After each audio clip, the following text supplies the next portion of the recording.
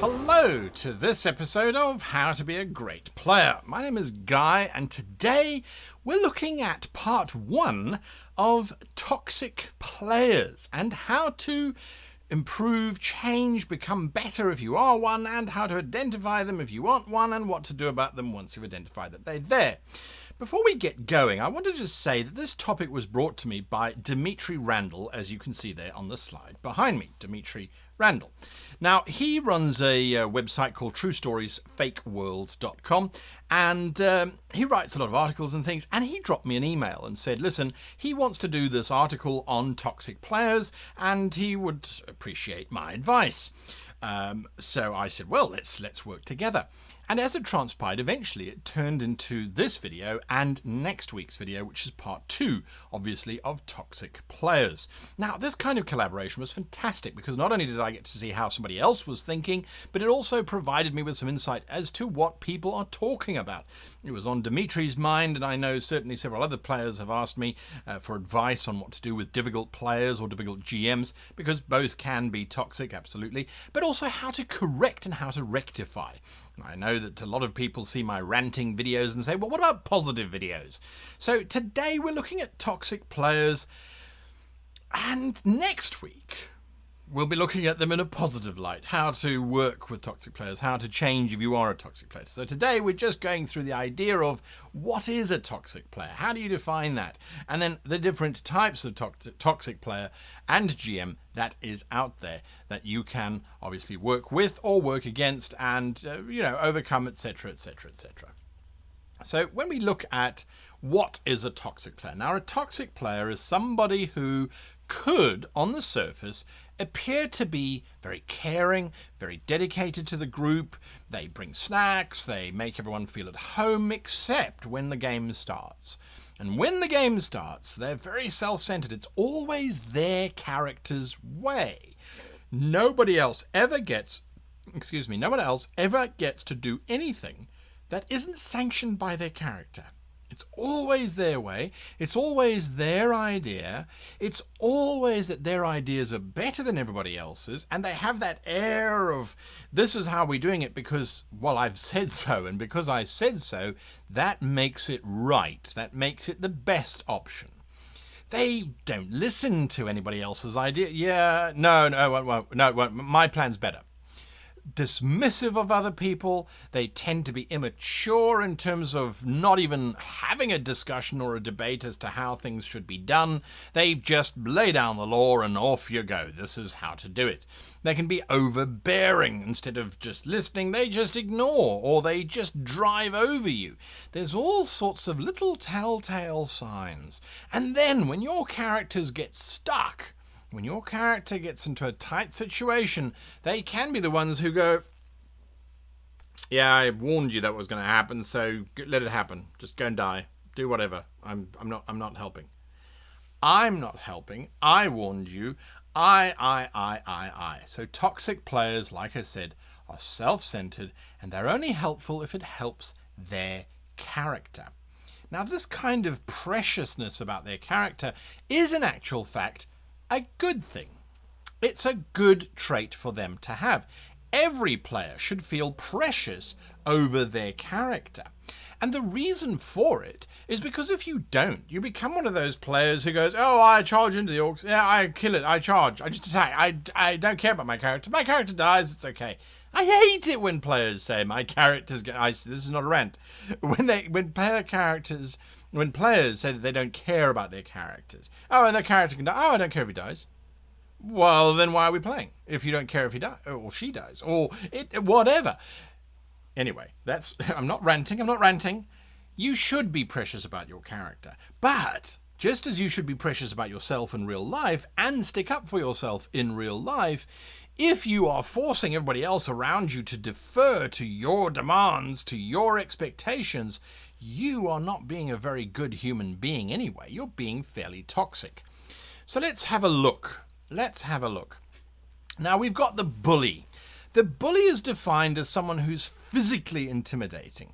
So we're not talking about someone who just forces their will on you. We're talking about someone who gets up in your face, who throws dice, who stands up, who storms off, who literally is just physically intimidating.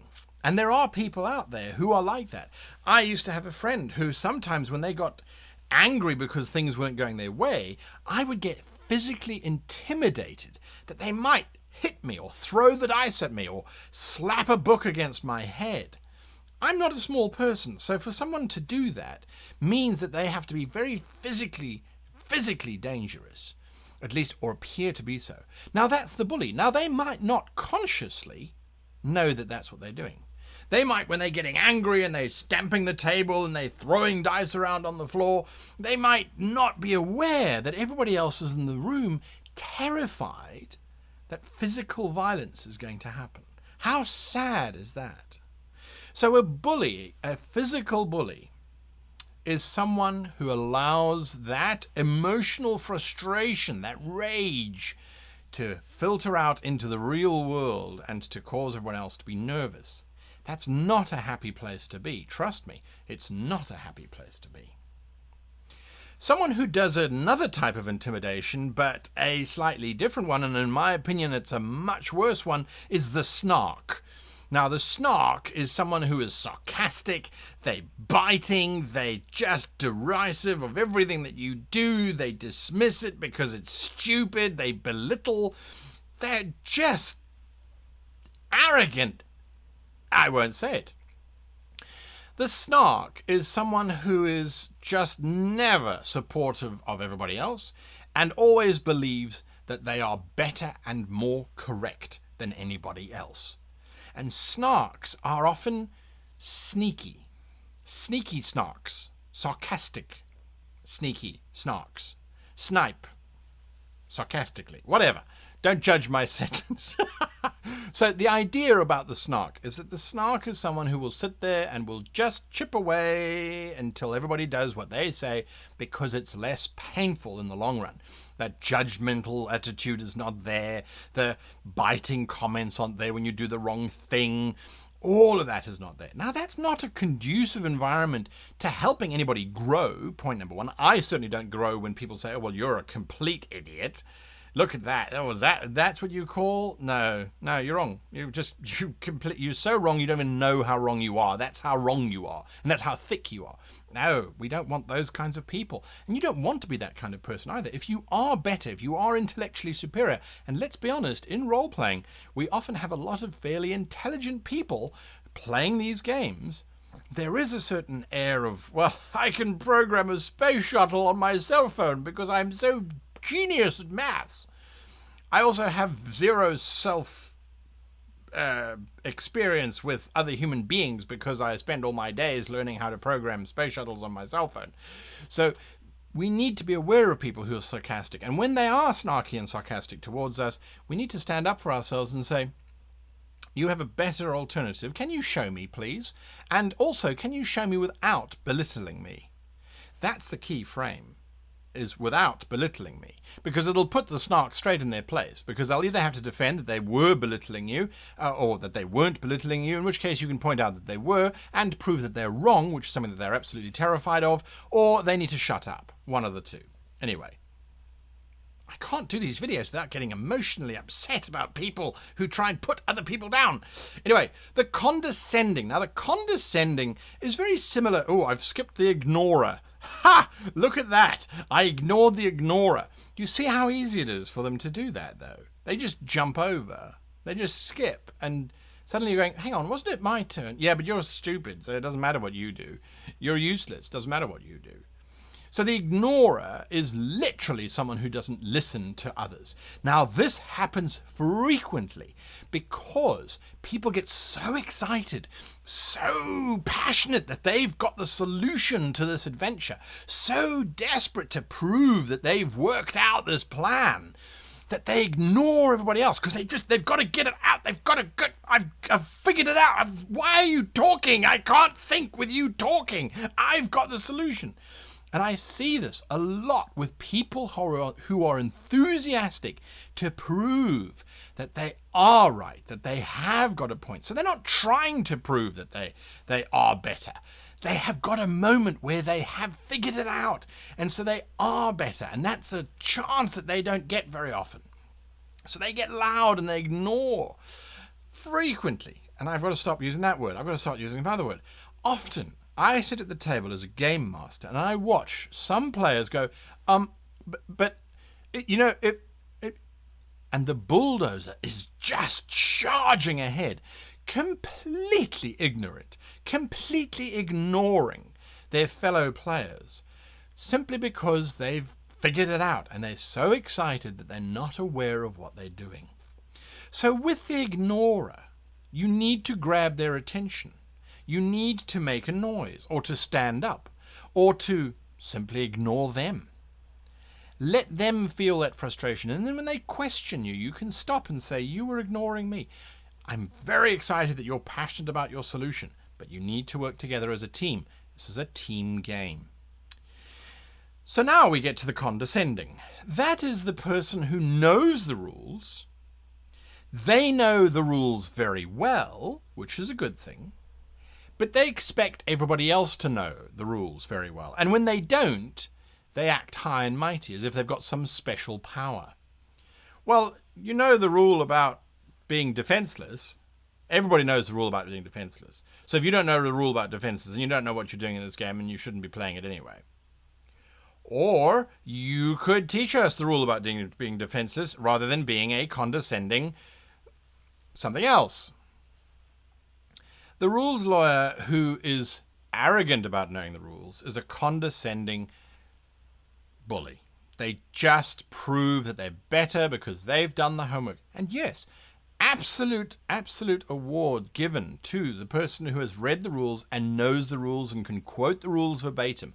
They are fantastic and they are very valuable, provided that they don't belittle when they give out the rules, that they give out the rules happily, freely, and in the spirit of cooperation. The next one, the GM browbeater.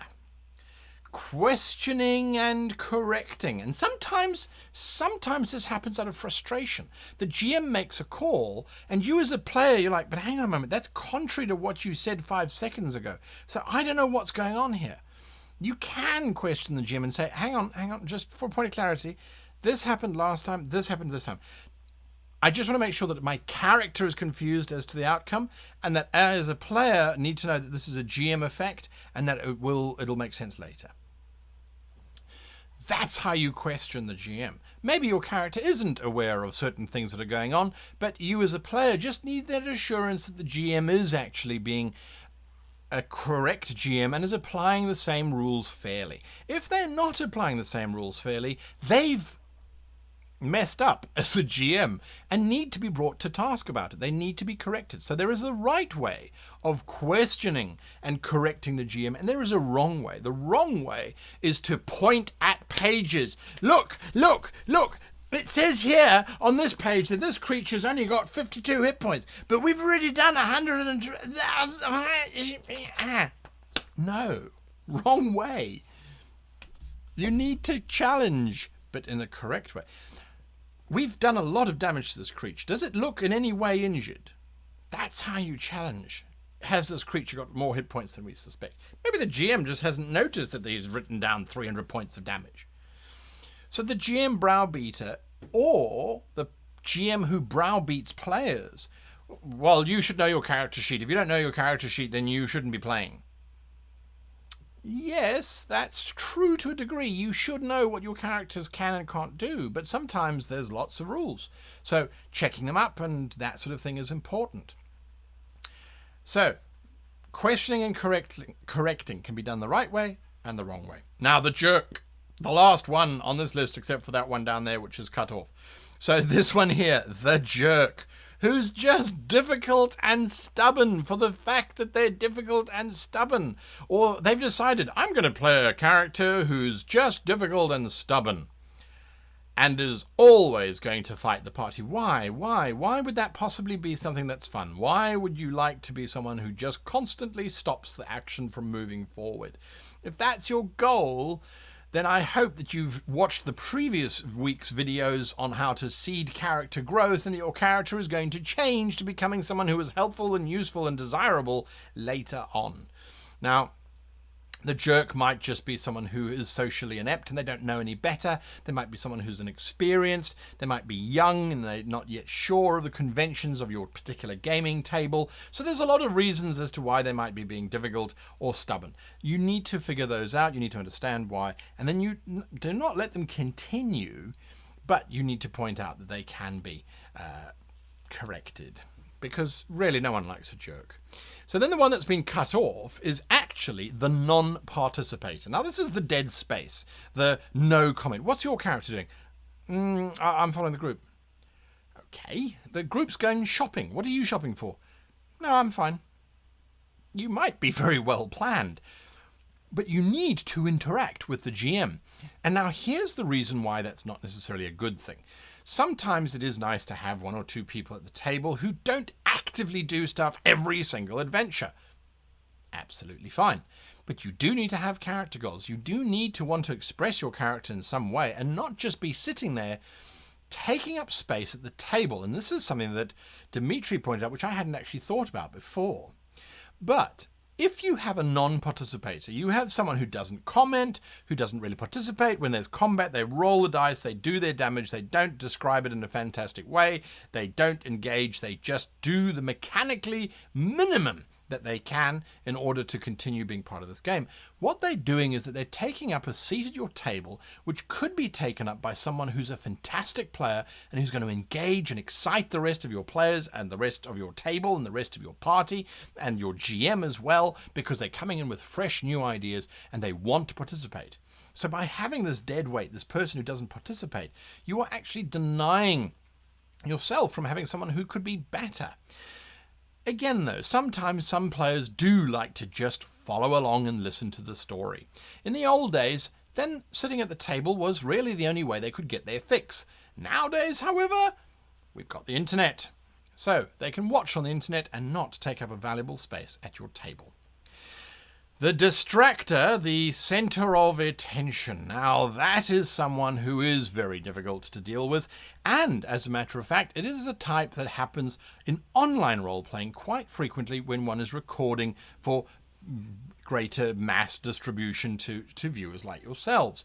The character who always wants the spotlight, who's always talking, who's always doing something crazy, or who does something crazy when they don't think that their character is getting enough attention. The distractor. This could also be the person who shows stuff on their cell phone, or who types stuff randomly into the text chat because it's funny at the moment. Oh, ha, ha, ha, ha. I'm not advocating that we all sit there as ancient, stuffy old men and women busy playing our role-playing games without any distractions at all. I'm not saying that whatsoever. What I'm saying is that this is someone who is purposely doing all of these distractions so they can get attention drawn to themselves. Now, it's easy to spot these people because they'll do almost anything. They might blame it on, oh, I've got this, or I've got that, or I've got the next thing. That's fine. Join another group who's got the same issues, and then you can all be together helping one another out in a support group rather than distracting at the table. The always right. Now, this is rules, this is physics, this is just everything. They're not just right about the rules, they're right about the situation, they're right about the setting, they're right about the character sheets, they're right... Again, it's good to have people who have this kind of fantastic knowledge. The trick is how they give it out and how much leeway they give to the GM. I personally hate playing in pre-generated settings because it allows the always right type of person to really flourish. What do you mean? There's a Vulcan on Faerun. There are no Vulcans in Faerun. That's from Star Trek. Sure, if it was a homebrew setting, I could possibly have gotten away with it. It's a very extreme example, of course, but that's the idea, is that these always rights are right about everything, and they won't let it slip up, and they won't forgive you for it either. I had one example, which I'm going to use, where I was talking about plants and flora, and there was a plant that absorbed darkness and grew based on darkness. And someone pointed out, darkness is a non-entity. It's the absence of light, and so there's nothing that it can absorb. There are no photonic particles of darkness. This said, in a fantasy world where we have dragons flying through the sky, breathing fire and electricity and chlorine gas, and things taking control of one's mental powers and slipping through dimensions and all kinds of wonderful things, the always right is wrong, and they need to accept that from time to time. So when you have someone who's always right, either make them the GM because the GM is always right and it'll give them a sense of power, or call them up on it and say, well, is it your game that we're playing in or is it their game? Now, the timid is the other type, and I have often been the timid. I will admit, I am not a strong person. I don't like shouting at people. I don't like emotional confrontation with people in the real world. I am very timid, sometimes too timid, and I let all the bullies in my past push over and dictate how things should happen and what players I should have at my table and how I should run my games and those kinds of things. I personally took that information. I tried to adjust my playing style. I tried to adjust my way of delivering games and things until eventually I realized, you know what, there's only one person at the table that's having fun, and that's that particular individual who's demanding that I do X, Y, and Z. And quite frankly, everybody else, well, doesn't care. So goodbye to that tough individual. They can go and dictate how things should run elsewhere. If I want to be someone who runs my game in a certain way, I should be allowed to do so. But I need to stand up and make the decision to ask that player to leave, or as a player to ask the GM to change position, or to ask another player to leave, however it might work. So the spineless, the timid, the one who doesn't have an opinion, the one who doesn't take any action, is very negative for a group. If something is wrong and someone says to you, what do you think about that player? What do you think about our GM? Do you think they're good or they're bad or they're this or that next thing? If you don't have an opinion, or if you're not willing to commit to that opinion, you are affecting everybody at that game. Whether it's right or wrong to say, well, I think they could be doing this, or they think they could be doing that. If you are the kind who doesn't want to make a stand, that's fine. But then you should ask, when someone comes to you and asks you about somebody else, why do they feel that way? Support them by helping them understand their difficulty, and perhaps they can start to see a different angle which they hadn't seen before. So just because you might be timid or you might not have a voice, such as myself, I often, when people come to me and say, oh, I go, well, I might agree with you, but I'm not going to say that. It's too aggressive for me. So I'm going to ask you, why do you feel it? And have you spoken to them about it? And have you looked at it this way? And have you looked at it that way? I am slowly learning at the tender age of 38 that sometimes I can say, I agree, that person's an ass. Or, actually, I think you're wrong. I like that person, and I think that maybe you might need to find a different space to play in because it's not fitting with the rest of the group. You are on your own here. Anyway, so those are the thoughts. Those are the ideas that we have when we look at toxic players. I hope I wasn't being too vicious, too salty. I was trying to be supportive of these people who are toxic. In episode 2, part 2 next week, we're going to look at how to then take this information and how to then use it, how to improve upon it if you are one of these people, or how to work with these people more than I've just done in going through this particular list. Anyway, I hope that you are not a toxic player, or that you don't have toxic players at your table. But if you are, or if you do, do not worry. There is hope for you yet. Dimitri Randall and I have put our heads together, and I think we've got some answers and solutions for you that may help, other than just kicking them out of the group. Although ultimately that does seem to be the most effective from time to time. Anyway, until next time, hit that like button, hit the subscribe button, and if you haven't started looking for other groups, or are still looking for other groups, or maybe you're curious in starting a second group, head on over to www.rpgtablefinder.com, which was made by our very own web goblin, and that's a area where you can get together and form tables and play online, or play around a real table, however you happen to prefer playing or have the ability to play. And it's a growing community, and there's features being added all the time as the web goblin tinkers with it and adds and changes and corrects and fixes, as is his wont. Anyway, until next time, I wish you and yours the happiest of playing.